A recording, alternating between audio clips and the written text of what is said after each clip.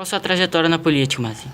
Eu comecei na política em 1992, mas em 1986, até porque eu nem gostava de política, eu não gostava de política. Mas naquela época eu tive uma casa de alvenaria derrubada, eu e o meu pai, construímos uma casa de alvenaria porque nós morávamos no Barranco de Sapê, na beira da lagoa, a Lagoa de Equipari, aqui mesmo no estado do Rio de Janeiro. Esta lagoa é no município de São João da Barra, na época ainda jovem, né, nós que vivíamos uma vida muito difícil, um lugar perigoso, e uma casa de sapê, para quem conhece sabe que é perigoso, né, um incêndio, era fogão a lenha, luz de querosene, não existiam as facilidades que existem hoje. Hoje as pessoas até reclamam da vida, muitos reclamam, mas as coisas mudaram muito. Mas eu sou daquele tempo da dificuldade de andar 30 quilômetros para estudar, 15 para ir, 15 para voltar, às vezes alguns dias mais até de que isso. Colégio do interior, chovia muito, as professoras quase não podiam ir, eu ia todos os dias com a vontade de estudar, mas não pude estudar, estudei pouco na época e depois aprendi muito na faculdade da vida. E a minha trajetória política começou em 1992, quando eu, né, que ouvia rádio, eu que sempre gosto do rádio. O meu professor foi o rádio, na verdade, ainda é até hoje, eu gosto muito do rádio.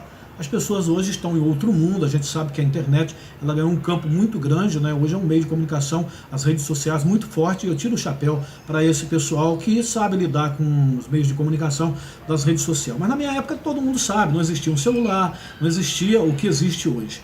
E em 1992 eu fui eleito vereador da cidade, devido a ter lutado muito naquela época em defesa da lagoa, desde os 16 anos de idade. Eu já defendi e defendo até hoje as lagoas do Açu, Lagoa de Gruçaí, Lagoa de Equipari, principalmente a Lagoa de Equipari, onde eu fui nascido, onde eu fui criado. Lá existe uma reserva que na época a usina ela aterrou a lagoa para derrubar essa floresta. Aproximadamente deve dar em torno aí de 28, 27 quilômetros de extensão, que vai desde o Porto do Açu, pela parte litorânea, até a praia de Gruçaí. E essa reserva só existe, né, agradecendo a Deus e as minhas lutas naquela época, a minha coragem, a minha determinação. E fui eleito vereador numa época muito difícil. Eu não tive recurso para a campanha, minha campanha foi feita de bicicleta, e eu fui o vereador mais badalado da cidade. Criei diversos projetos bons, projetos que beneficiou muita gente naquela época, na agricultura, energia elétrica. Naquela época nem se falava, o saudoso governador na época, o Brizola, era vivo na época, e o Leonel Brizola foi quem nos deu muito apoio. Eu consegui uma obra de um canal, desobstruir um canal, aproximadamente quase 55 quilômetros de extensão, na região que estava há mais de 85 anos sem uma limpeza. Limpei a Lagoa de Gruçaí, dei uma geral na lagoa na época. Hoje a Lagoa de Gruçaí virou uma rede de esgoto, está abandonada, as lagoas da nossa região, as reservas, tudo abandonado. Mas a minha trajetória política ela foi muito difícil, até porque, né, mediante uma carreira muito bonita na época, muito problema para lá, problema para cá, e aí o que aconteceu? Eu tive que participar da cassação, do impeachment de um prefeito naquela época. Inclusive eu fui o primeiro vereador do país em 1995 a participar da cassação de um prefeito. E de lá para cá, milhares de prefeitos, deputados, senadores, governadores.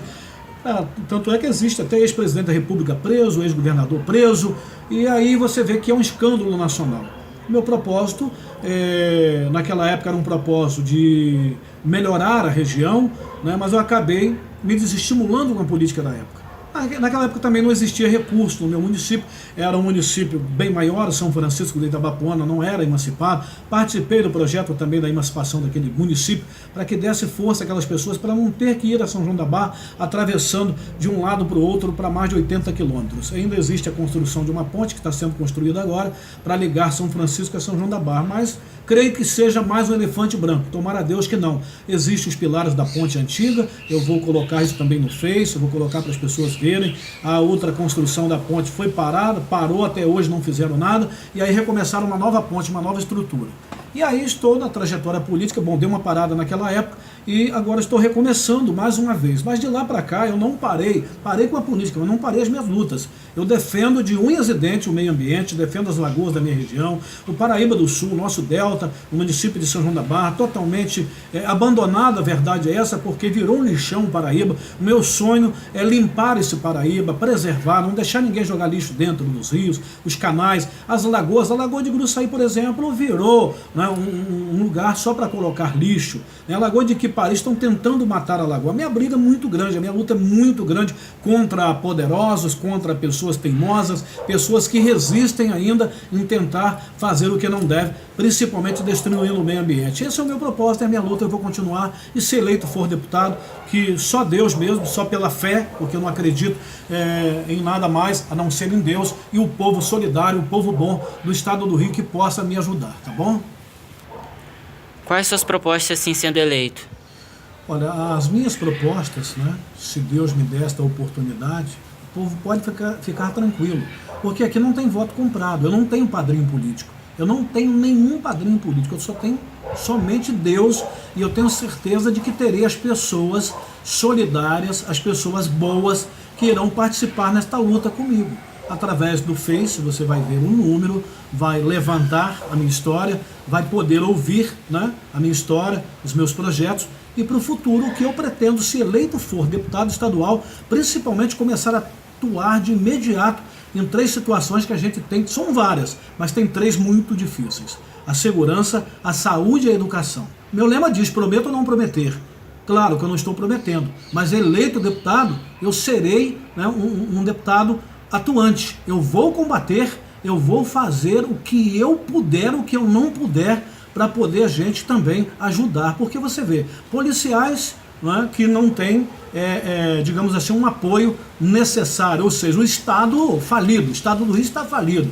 Policiais morrendo todos os dias. Não existe lei ou leis para que as pessoas possam respeitar as autoridades. Antigamente, o policial militar ele era respeitado. Hoje, nem a Polícia Federal eles querem respeitar. Então a polícia, ela tem que, a Câmara dos Deputados tem que criar comissões para que possa fazer a polícia chegar, né, num conceito ou num contexto, todo mundo junto, irmanados numa só corrente, para tentar mudar esse sistema. A gente sabe que não é fácil. Nós precisamos de um presidente atuante, precisamos de um presidente do Brasil de respeito, de pulso, porque até então a coisa está muito, mas muito desleixada. Aí precisamos lutar na segurança, a educação, professores mal pagos, professores com 13º atrasado, em sala de aula não são respeitados, alunos, hoje a maioria dos alunos, né, porque a educação, para mim, no meu ponto de vista, ela começa de casa, para depois ir para as escolas. O professor não é para educar, no meu ponto de vista, ele é para ensinar. A educação são os pais que devem ensinar, mas os pais hoje também numa vida muito difícil. Desemprego, o desemprego está terrível, está demais. Então as minhas propostas é na área do emprego, saúde, educação, segurança. Nós precisamos mudar, e o meio ambiente também, o nosso ecossistema está totalmente destruído. Então as minhas propostas serão essas e outras, e eu tenho certeza de que o povo não vai se decepcionar. Sou um candidato sem recurso, para não dizer um candidato pobre, porque existem candidatos pobres também assim igual a mim, mas eu não tenho recurso nenhum para gastar numa campanha. E claro, evidentemente, de que se comprar voto, para mim isso é crime, isso é errado, não se deve comprar votos. Então eu sei que é difícil para mim, mas aos olhos humanos, para Deus não. Eu tenho certeza, eu tenho muita fé, e eu tenho certeza de que quem conhece o sofrimento do povo sabe valorizar o seu povo.